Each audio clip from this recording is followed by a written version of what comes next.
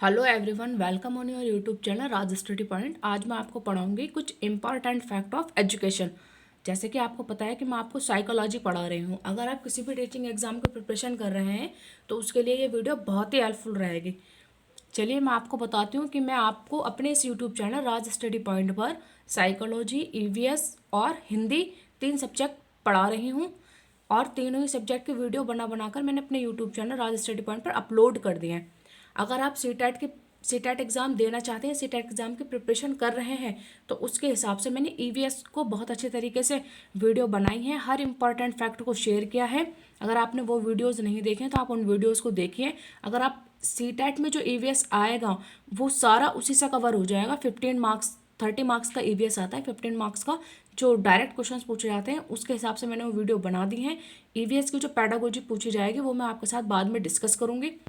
और अब मैं आपके साथ पढ़ा रही हूँ आपको साइकोलॉजी, जिसमें मैं आपके साथ child development and child psychology का चैप्टर पढ़ाकर डिस्कस कर चुकी हूँ और अपने यूट्यूब चैनल पर अपलोड भी कर दिया है। और उसके 100 इंपॉर्टेंट क्वेश्चंस भी मैंने पढ़ाए हैं, वो भी आपने अगर नहीं देखे तो आप उन्हें भी एक बार ज़रूर देखें, बहुत ही हेल्पफुल रहेंगे। वो क्वेश्चंस हैं जो हर एग्जाम में पूछे गए हैं या फिर पूछे जाने की संभावना है। चलिए अब मैं आपके साथ बात ना करते हुए आगे बढ़ती हूँ। आपको आज मैं बताऊंगी इंपॉर्टेंट फैक्ट ऑफ एजुकेशन। शिक्षा शास्त्र के जो मुख्य तथ्य हैं उन पर मैं डिस्कस कर रही हूँ। उनके भी 50 जो शिक्षा शास्त्र के 50 मुख्य तथ्य मैं आपके साथ डिस्कस कर चुकी हूँ और अपने लास्ट 2 वीडियोज़ में मैंने अपलोड भी कर दिया है। अब मैं आगे कंटिन्यू करूँगी 51 से। तो मैं इसमें भी आपको 100 से 125 तक ये कुछ इंपॉर्टेंट फैक्ट हैं वो मैं आपके साथ डिस्कस करूंगी और one by one her fact को डिस्कस करके अपनी वीडियो बनाकर इसको रिकॉर्ड कर कर अपने यूट्यूब चैनल राज स्टडी पॉइंट पर अपलोड कर दूंगी, ताकि आपको हर एग्ज़ाम के पॉइंट ऑफ व्यू से बहुत ही हेल्प मिलेगी और हर एग्ज़ाम के लिए बहुत ही हेल्पफुल रहेंगे, हर टीचिंग एग्ज़ाम के लिए।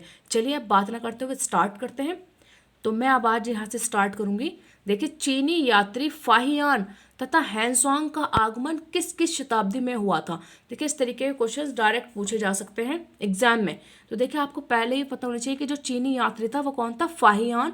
और हैंसवांग का आगमन किस किस शताब्दी में हुआ था, तो फाहियान का हुआ था 5वीं शताब्दी में और हैंसवांग का आगमन हुआ था 7वीं शताब्दी में। आई होप कि इसमें कुछ देखो समझने वाली चीज़ नहीं है, वो डायरेक्ट आपको पता होना चाहिए और आपके माइंड में होना चाहिए। दोनों ही चीज़ मैंने आपको क्लियर कर दी है। चलिए चलते हैं नेक्स्ट क्वेश्चंस की तरफ। देखिए, किस बड़ौदा नरेश ने 1906 में सर्वप्रथम अपने राज्य में 7 से 12 आयु वर्ग के सभी बच्चों के लिए प्राथमिक शिक्षा अनिवार्य कर दी थी।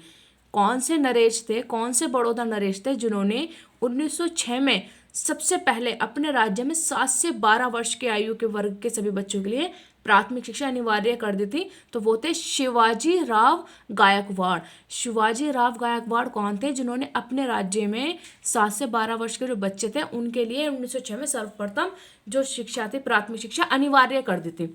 चलिए चलते हैं नेक्स्ट पॉइंट की तरफ। हर्टांग समिति। देखिए, हर्टांग समिति ने शिक्षा के विभिन्न अंगों की जांच करके अपनी रिपोर्ट कब प्रस्तुत की। देखिए, हर्टांग समिति जो थी उसने शिक्षा के विभिन्न अंगों की जांच करके अपनी रिपोर्ट कब प्रस्तुत की थी, तो वो की थी 11 सितंबर 1929 को। कब? 11 सितंबर 1929 को। देखिए, इस तरीके के डायरेक्ट क्वेश्चन जो पूछे जाते हैं वो आपसे सी टैट में तो नहीं पूछे जाते, बाकी जो अदर एग्जाम है जैसे कि यूपी टैट हुआ, रीट की परीक्षा हुई, एच टैट हुआ, तो उसमें इस तरीके के क्वेश्चंस आपको देखने को मिलेंगे। ठीक है, तो आप डायरेक्ट इन क्वेश्चंस को याद रखिएगा। चलिए, हर्टांग समिति के अनुसार प्राथमिक शिक्षा समाप्त करने से पहले पूर्व ही बच्चे का स्कूल से हट जाना कहा जाता है। देखिए, अगर बच्चे ने अपनी प्राथमिक शिक्षा कंप्लीट नहीं की है और वो उससे पहले ही स्कूल से हट गया है तो उसको क्या कहा जाता है अकॉर्डिंग टू हर्टांग समिति के। हर्टांग समिति ने इस चीज़ को क्या कहा है, तो उन्होंने कहा है इसको अपव्यय। क्या कहा है? अपव्यय कहा है। चलिए चलते हैं नेक्स्ट पॉइंट की तरफ। देखिए, अपव्यय और अवरोधन की समस्या की ओर सर्वप्रथम किस समिति ने ध्यान खींचा, तो मैंने अभी आपको बताया अपव्यय किस चीज़ को बोला है और किसने बोला है, हर्टांग समिति ने। मतलब ऐसी चीज़ के लिए उन्होंने बोला है कि जो प्राथमिक शिक्षा पूरी नहीं करते और पहले स्कूल से हट जाते हैं, उसको बोला अपव्यय। अब आपसे पूछा गया है कि अपव्यय और अवरोधन की समस्या की ओर सर्वप्रथम किस समिति ने ध्यान खींचा, तो आपका आंसर होगा हर्टांग समिति ने। किसने? हर्टांग समिति ने। देखें, ये क्वेश्चन सुपर टैट 2019 में पूछा गया है। ये क्वेश्चन सुपर टैट 2019 में पूछा गया क्वेश्चन है। डायरेक्ट इसी तरीके के क्वेश्चन आपको एग्जाम में देखने को मिलेंगे अगर आप सुपर टैट की परीक्षा देना चाहते हैं तो। चलिए, वृद्धा में प्रस्तावित राष्ट्रीय शिक्षा योजना बेसिक शिक्षा के वृद्धा योजना को अंतिम रूप देने के लिए किसकी अध्यक्षता में एक समिति का गठन किया गया था। देखिए, वृद्धा में प्रस्तावित जो राष्ट्रीय शिक्षा योजना थी उसको अंतिम रूप देने के लिए किसकी अध्यक्षता में समिति का गठन किया गया था। तो आपका आंसर होगा डॉक्टर जाकिर हुसैन। किसके उसमें? डॉक्टर जाकिर हुसैन 1937। ठीक है, क्या आंसर होगा? डॉक्टर जाकिर हुसैन 1937। चलिए मैं आगे डिस्कस करती हूँ। देखें, वृद्धा शिक्षा योजना की जांच हेतु 1938 में समिति गठित की गई।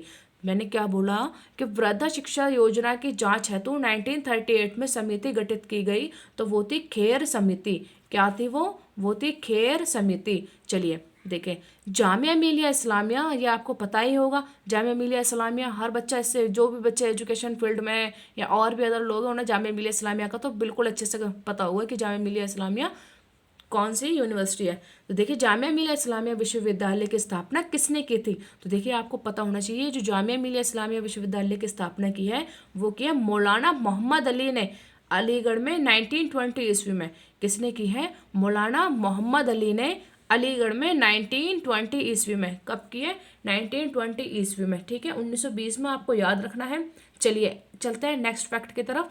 नेक्स्ट फैक्ट है हमारा बहुउद्देशीय स्कूल खोलने की सिफारिश की थी। देखिए, बहुउद्देशीय स्कूल खोलने की सिफारिश किसने की? ये आपसे पूछा जा सकता है एग्जाम में, इस तरीके से पूछा जाएगा। बताइए, बहुउद्देशीय स्कूल खोलने की सिफारिश किसने की थी? और इसमें आपको बहुत सारे ऑप्शंस दे दिए होते हैं 4, तो आपको उसमें से एक चुनना होता है करेक्ट। तो आपको करेक्ट ऑप्शंस पता होने चाहिए। अब आपको पता होगा किसने की है। मुदालियार आयोग ने। कब की, किस सन में की? तो 1952 से 1953 में किया। ठीक है, चलिए आगे चलते हैं। 60 की तरफ चलते हूँ मैं। नेक्स्ट फैक्ट है 60। चलिए, राष्ट्रीय शिक्षा आयोग कोठारी कमीशन का कार्य क्षेत्र था। क्या कार्य क्षेत्र था? प्राथमिक शिक्षा, माध्यमिक शिक्षा, उच्च शिक्षा, समस्त शिक्षा। तो जो राष्ट्रीय शिक्षा आयोग है, कोठारी कमीशन भी कहते हैं इसको। राष्ट्रीय शिक्षा आयोग मीन्स कोठारी कमीशन का कार्य क्षेत्र था प्राथमिक शिक्षा, माध्यमिक शिक्षा और उच्च शिक्षा, तीनों लेवल पर, मतलब प्राथमिक, माध्यमिक और उच्च शिक्षा। चलिए, प्रौढ़ शिक्षा के लिए निर्धारित आयु सीमा है। प्रौढ़ शिक्षा के लिए निर्धारित आयु सीमा क्या है? वो है 15 से 35 वर्ष। कब की है? 15 to 35 ईयर्स। ठीक है, चलिए अब चलते हैं नेक्स्ट की तरफ। 10+2+3 शिक्षा संरचना सर्वप्रथम किस राष्ट्रीय शिक्षा नीति ने घोषित की? ठीक है, 10+2+3 शिक्षा संरचना सर्वप्रथम किस राष्ट्रीय शिक्षा नीति से घोषित की गई? तो वो की गई राष्ट्रीय शिक्षा नीति 1968। 1968 नहीं, यहाँ पर ये गलत दिया हुआ है। 1968 10+2+3 राष्ट्रीय शिक्षा सर्वप्रथम किस राष्ट्रीय शिक्षा नीति ने घोषित की? तो राष्ट्रीय शिक्षा नीति 1986। क्या होगा? 1986 होगा यहाँ पर करेक्ट। चलिए चलते हैं। किस आयोग ने सर्वप्रथम 10+2+3 शिक्षा संरचना प्रस्तुत की थी? तो ये भी हमारे किसने की थी? कोठारी आयोग ने। कोठारी आयोग का टाइम पीरियड क्या है? 1964 से 1966। कोठारी आयोग का जो टाइम पीरियड है वो क्या है? 1964 से 1966 इसका टाइम पीरियड है। चलिए चलती हूँ नेक्स्ट पॉइंट की तरफ।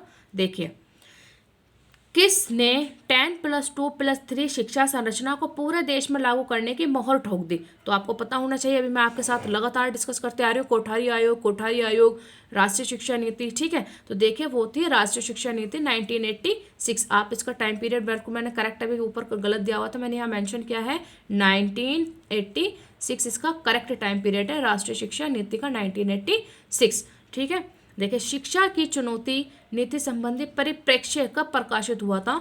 शिक्षा की चुनौती नीति संबंधी जो परिप्रेक्ष्य है वो कब प्रकाशित हुआ? तो आपका आंसर होगा 1985 में हुआ था। 1985 में। ठीक है, राष्ट्रीय शिक्षा नीति, जैसे कि मैंने भी आपको बताया, राष्ट्रीय शिक्षा नीति, नेक्स्ट फैक्ट की तरफ चलते हैं। राष्ट्रीय शिक्षा नीति 1986 विभाजित थी। वो कितने भागों में विभाजित थी? तो जो राष्ट्रीय शिक्षा नीति 1986 है वो 12 भागों में विभाजित थी। ठीक है, चलिए चलते हैं नेक्स्ट पॉइंट की तरफ। राष्ट्रीय शिक्षा नीति 1986 के क्रियान्वयन का मूल्यांकन कितने वर्षों के अंतर्गत किए जाने का प्रस्ताव था? ठीक है, तो जो राष्ट्रीय शिक्षा नीति है इसका टाइम पीरियड मैंने आपको करेक्ट करा दिया था, 1986 इसका टाइम पीरियड है, जिसका क्रियान्वयन कितने मूल्यांकन कितने वर्षों के अंतर्गत किए जाने का प्रस्ताव था? तो आपका आंसर होगा 5 वर्ष। ओके, चलिए चलते हैं नेक्स्ट की तरफ। 68 राष्ट्रीय शिक्षा नीति 1986 की समीक्षा हेतु श्री राम मूर्ति की अध्यक्षता में कब एक समिति का गठन किया गया? तो आपका आंसर हो जाएगा 1990। कब किया गया था? 1990। बस ये देखिए डायरेक्ट फैक्ट है, और जितने भी फैक्ट है राष्ट्रीय शिक्षा नीति से वन बाय वन मैं सब आपके साथ डिस्कस कर रही हूँ। आई होप कि आपको बहुत अच्छे से समझ में आ रहा होगा और बहुत ही हेल्पफुल आपके लिए ये वीडियो रहने वाली है। चलिए चलते हैं आगे की तरफ। देखिए अब आगे जो क्वेश्चन दिया हुआ है, राम मूर्ति पुनर्विचार समिति ने अपनी रिपोर्ट कब दी थी? तो आप लिखेंगे 1990 में। कब दी थी? 1990। मैंने भी आपको बताया श्री राम मूर्ति की अध्यक्षता में कब एक समिति का गठन किया गया? तो 1990। तो फिर आपको समझ में आ गया होगा राम मूर्ति की अध्यक्षता कब हुई? 1990 में।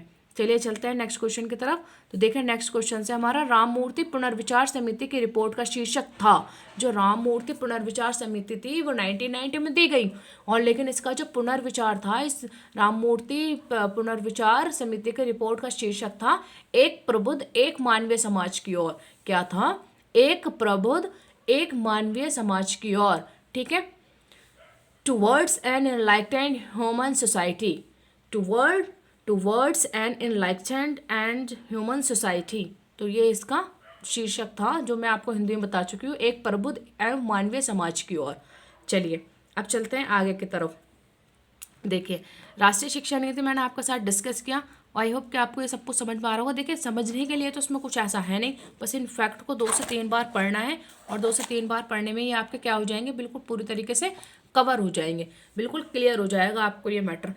25 फैक्ट में हर एक वीडियो में डिस्कस कर रही हूँ। आज भी मैं आपके साथ कंटिन्यू कर रही हूँ।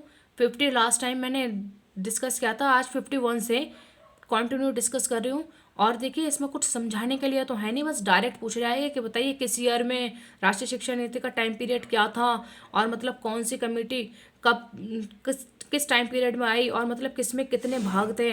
ठीक है, तो मैं वन बाय वन आपके साथ डिस्कस कर रही हूँ। चलिए अब आगे चलते हैं बात ना करते हुए। अब मैंने आपके साथ अभी क्या डिस्कस किया था कि राम मूर्ति पुनर्विचार समिति की रिपोर्ट का शीर्षक क्या था? तो मैंने आपको बताया एक प्रबुद्ध एवं मानवीय समाज की ओर। चलिए अब चलते हैं। जनार्दन रेड्डी पुनर्विचार समिति का गठन भारत सरकार ने कब किया? तो देखिए जनार्दन रेड्डी पुनर्विचार समिति का गठन भारत सरकार ने 1992 में किया। अब देखिए इसमें समझाने की तो कोई चीज़ है ही नहीं जो मैं आपको समझाऊं या फिर एक्सप्लेन करूं, तो आपको इसको टाइम पीरियड बस याद करना है, अपने माइंड में रखना है। देखिए रटना क्या है, आप 2 से 4 बार वीडियो को देखिए और अपने की पॉइंट बना लीजिए, इंपॉर्टेंट, बस आपके माइंड में ये चीज़ फिट हो जाएगी। ठीक है, जनार्दन रेड्डी पुनर्विचार समिति का गठन कब हुआ? तो वो हुआ 1992 में। चलिए अब मैं आगे चलती हूँ। राष्ट्रीय शिक्षा नीति, देखिए मैंने इतनी बार राष्ट्रीय शिक्षा नीति बोला है, बहुत ही इंपॉर्टेंट पॉइंट है एग्जाम के पॉइंट ऑफ व्यू से, हर एग्जाम में देखने को मिलता है। तो राष्ट्रीय शिक्षा नीति मैंने आपको कितनी बार बताया, 1986 इसका टाइम पीरियड है।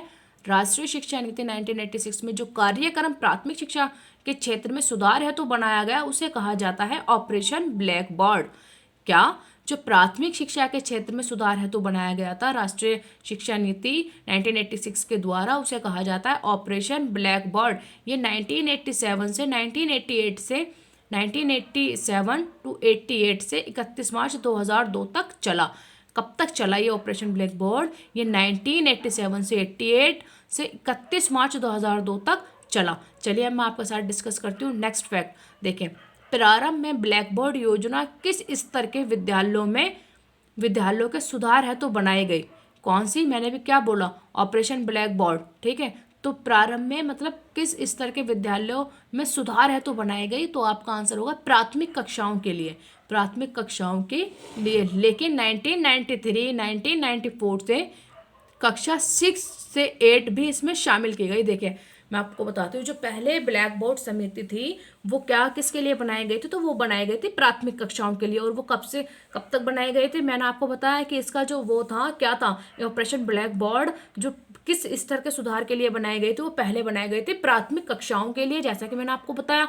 लेकिन क्या हुआ कि जो ब्लैक बोर्ड समिति थी, ऑपरेशन ब्लैक बोर्ड, फिर इसमें बाद में 1993 और 1994 में और इस पर सोच विचार किया गया, और फाइनली इसमें क्या हुआ कि पहले प्राथमिक था 1 to 5, फिर उसमें 1993 और 1994 में कक्षा 6 से 8 भी इसमें शामिल की गई। तो आई होप कि आपको ऑपरेशन ब्लैक बोर्ड बहुत अच्छे से समझ में आया होगा। मैंने क्या बताया था कि पहले तो ये प्राथमिक विद्यालय तक के काम करते थे 1 to 5, लेकिन 1993 और 1994 में सोच विचार करके इसको कहाँ तक शामिल किया गया, इसमें कौन सी क्लासें और शामिल कर दी गई, तो इसमें शामिल किया गया कक्षा 6 से 8 तक भी इसमें शामिल की गई। चलिए चलते हैं नेक्स्ट फैक्ट की तरफ। देखें, भारत में पंचवर्षीय योजना का प्रारंभ कब हुआ?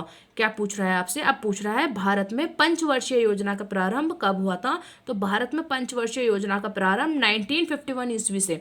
कब से माना जाता है पंचवर्षीय योजना का प्रारंभ? 1951 ईस्वी से माना गया है। चलिए अब चलते हैं नेक्स्ट फैक्ट की तरफ। आई होप कि आपको ये बहुत अच्छे से सब समझ में आया होगा। देखिए बहुत ही ईजी है, बस आपको टाइम पीरियड 1 से 2 बार पढ़ने हैं, आपके माइंड में फिट हो जाएंगे। और थोड़ा सा उस चीज़ के बारे में डिटेल से जब आप पढ़ेंगे तो आपको समझ में आ जाएगा। जैसे कोठारी कमीशन क्या है, तो इन सब चीज़ों के बारे में जब थोड़ा आप डिटेल में इनके मैं बारे में पढ़ाऊंगी, तो अभी तो आप बस सिर्फ इनका टाइम पीरियड याद कर लीजिए। टाइम पीरियड बहुत हेल्पफुल रहेगा, पूछा जाता है, डायरेक्ट एग्जाम में देखने को मिल जाता है। और यूपी टैट में तो इस तरीके के क्वेश्चंस डायरेक्ट आते हैं, एंड सुपर टैट ऑल्सो। अगर आप यूपी टैट के बाद सुपर टैट देना चाहते हैं, सुपर टैट की प्रिपरेशन कर रहे हैं, तो बहुत ही हेल्पफुल रहेंगे। सारे फैक्ट आपके माइंड में होने चाहिए, क्योंकि वहाँ डायरेक्ट क्वेश्चन पूछा जाता है। ठीक है, चलिए चलते हैं नेक्स्ट क्वेश्चन की तरफ। क्वेश्चन नंबर हमारा 75 होगा। देखिए पूछ रहा है कि राष्ट्रीय प्रौढ़ शिक्षा कार्यक्रम, जिसको हम क्या कहते हैं, NAEP। देखिए इस तरीके की घोषणाएं डायरेक्ट पूछी जाती हैं। राष्ट्रीय प्रौढ़ शिक्षा कार्यक्रम NAEP की घोषणा कब की गई? तो इसकी घोषणा की गई थी 2 अक्टूबर 1978। कब की गई थी? 2 अक्टूबर 1978 को इसकी घोषणा की गई है। इस तरीके के क्वेश्चन देखे आपके माइंड में होने चाहिए। क्या बोला मैंने अभी आपसे? मैंने आपको बताया कि राष्ट्रीय प्रौढ़ शिक्षा कार्यक्रम NAEP की घोषणा कब की गई, तो आपका आंसर होगा 2 अक्टूबर 1978। अब बताइए, इसमें समझाने के लिए कुछ है नहीं, बस आपको डायरेक्ट पता होना चाहिए कि हाँ भाई कब की गई, किस टाइम पर की गई है। ठीक है, चलिए अब आगे डिस्कस करेंगे, कंटिन्यू। देखें, जिला प्राथमिक शिक्षा प्रोग्राम DPEP कब शुरू हुआ? तो आपका आंसर होगा 1994। क्या बोला मैंने कि जो जिला प्राथमिक शिक्षा प्रोग्राम है DPEP, इसकी शुरुआत कब हुई? तो आंसर होगा 1994 में। कब हुई थी? 1994 में। देखिए, भारत में पूर्व प्राथमिक शिक्षा की शुरुआत किसने की? जो भारत हमारा देश है, इसमें पूर्व प्राथमिक शिक्षा की शुरुआत किसने की थी? तो आपका आंसर होगा ईसाई मिशनरियों ने। किसने की थी? ईसाई जो मिशनरियों हैं, उन्होंने इसकी शुरुआत की थी। चलिए चलते हैं नेक्स्ट फैक्ट की तरफ। अखिल भारतीय माध्यमिक शिक्षा परिषद की स्थापना की गई। तो देखिए, अखिल भारतीय माध्यमिक शिक्षा परिषद की स्थापना की गई 1955 में। कब की गई थी? 1955 में इसकी स्थापना की गई थी। अखिल माध्यमिक शिक्षा परिषद की स्थापना 1955 में की गई है। चलिए चलते हैं नेक्स्ट फैक्ट की तरफ। तो देखिए, माध्यमिक स्तर पर निरौपचारिक शिक्षा कब प्रारंभ की गई? माध्यमिक स्तर पर जो निरौपचारिक शिक्षा थी वो कब कब प्रारंभ की गई थी? तो आपका आंसर होगा 1979 में, खुला विद्यालय द्वारा। क्या हो जाएगी कि 1979 में खुला विद्यालय द्वारा। चलिए अब बताती हूँ। देखिए, खुले विद्यालय की स्थापना केंद्रीय माध्यमिक शिक्षा बोर्ड CBSE ने की। कब की थी? तो वो की थी 1979 में। देखिए, आज मैंने आपका साथ इतना डिस्कस किया है, और हर एक देखिए इसमें समझाने के लिए तो कुछ है नहीं, बस डायरेक्ट जो है उसको आपको ईयर पता होना चाहिए। और ईयर में आपको क्या समझाऊं, बस आपको ईयर पता होना चाहिए, किस ईयर में की गई, कब की गई, किसके द्वारा की गई। जैसे कि भारत में प्राथमिक शिक्षा की शुरुआत किसने की? तो आपका डायरेक्ट आंसर होगा ईसाई मिशनरियों ने। भारत में जो प्राथमिक शिक्षा की शुरुआत है वो सबसे पहले किसने की? तो इन्होंने की थी, ईसाई मिशनरियों ने। अब इसी तरीके से आपसे पूछेगा, बताइए जिला प्राथमिक शिक्षा प्रोग्राम DPEP कब शुरू हुआ? तो आपका आंसर होगा 1994। अब इसमें देखिए समझाने के लिए ऐसा कुछ है ही नहीं कि समझाया जाए, तो आपको ईयर याद रखने हैं बस। आप 2 से 4 बार वीडियोज़ को देखें, आपको सब समझ में आ जाएगा। और देखिए, जैसे कि राष्ट्रीय प्रौढ़ शिक्षा कार्यक्रम, ऐसा पूछा जा सकता है कि NAEP की घोषणा कब की गई? तो आपका आंसर होगा 2 अक्टूबर। सभी को पता है 2 अक्टूबर को क्या होता है हमारे यहाँ। ठीक है, तो 2 अक्टूबर 1978। ठीक है, तो ये इस तरीके से याद रखिए। और जैसे कि मैं आपसे पूछ लूँ, भारत में पंचवर्षीय योजना का प्रारंभ कब हुआ? तो आपका आंसर होगा 1951 ईस्वी में। कब हुआ? 1951 ईस्वी में। देखिए, इसी तरीके के क्वेश्चंस एग्जाम में देखने को मिलते हैं। मैंने आपको राष्ट्रीय शिक्षा नीति भी बताई। जैसे कि राष्ट्रीय शिक्षा नीति का तो टाइम पीरियड आप ज़रूर याद रखिएगा। राष्ट्रीय शिक्षा नीति का टाइम पीरियड होता है 1986। ठीक है, ये आपको ज़रूर माइंड में रखना है अपने। इस तरीके के जो टाइम पीरियड है वो पूछे जाते हैं। मैंने आपको अपव्यय और अवरोधन के बारे में बताया, ये आपको याद रखना। सुपर टैट में पूछा गया क्वेश्चन है कि अपव्यय और अवरोधन की समस्या की सर्वप्रथम समिति किसका ध्यान खींचा था उसकी तरफ? तो हल्टांग समिति का। आपको पता होना चाहिए अपव्यय क्या है। जो प्राथमिक शिक्षा प्रारंभ भी नहीं करते और बीच में स्कूल को छोड़ देते हैं, उसको कहा जाता है अपव्यय अवरोधन की समस्या। ठीक है, चलिए मैं आशा करती हूँ कि आपके साथ जितने भी फैक्ट मैंने डिस्कस किए हैं आपको बहुत अच्छे से समझ में आएंगे। और देखिए, आप ट्रस्ट कीजिए, ये सारी चीज़ें एग्जाम के पॉइंट ऑफ व्यू से बहुत ही इंपॉर्टेंट है। जो भी फैक्ट मैं आपके साथ डिस्कस कर रही हूँ, आप एक बार इन्हें ज़रूर देखें, ठीक है। आप कोई भी एग्जाम देना चाहते हैं, टीचिंग फील्ड में आप अगर हैं, तो आपके लिए बहुत ही हेल्पफुल ये वीडियो रहेंगी। आप हर एक फैक्ट पर नज़र डालिए, हर एक फैक्ट को अपने माइंड में रखिएगा, और मैं आपको बिल्कुल भरोसा दिलाती हूँ कि एग्जाम में यहाँ से 2 से 4 क्वेश्चंस देखने को आपके लिए ज़रूर मिलेंगे। अगर आपको मेरी वीडियो पसंद आई है तो आप लाइक करें, अपने दोस्तों के साथ शेयर करें। अगर मेरे चैनल पर नए हैं तो आप मेरे चैनल राज स्टडी पॉइंट को ज़रूर सब्सक्राइब करें और अपनी राय हमें कमेंट बॉक्स में ज़रूर बताएं। चलिए मिलते हैं नेक्स्ट वीडियो में, आगे हम यहीं से इन फैक्ट को कंटिन्यू करेंगे। तब तक के लिए थैंक यू।